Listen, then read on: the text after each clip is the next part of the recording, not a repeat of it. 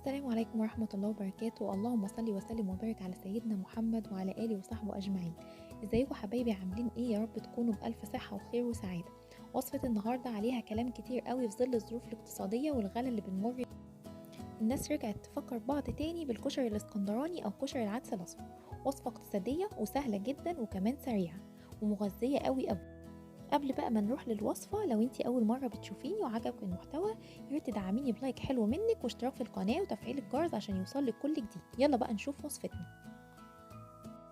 هنجهز كوبايتين رز مصري وعليها كوباية عدس ونحطهم على بعض ونغسلهم كويس قوي، وكمان معانا بصلة صغيرة مبشورة او مفرومة.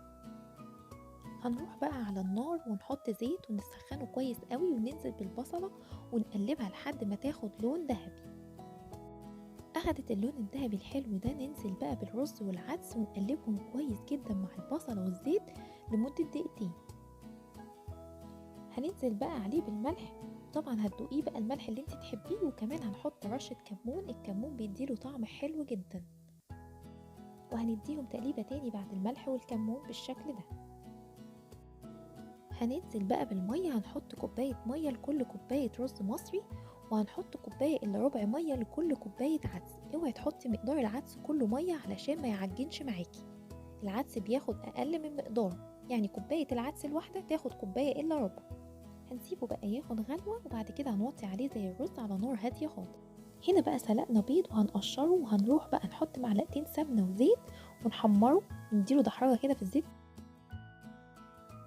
هنحط بقى حبة زيت معاهم حبة سمنة، وهننزل بالبيض بقى اللي احنا قشرناه دوت، ونفضل نقلب فيه كده وندحرجه كده في الزيت علشان ياخد لون حلو وذهبي.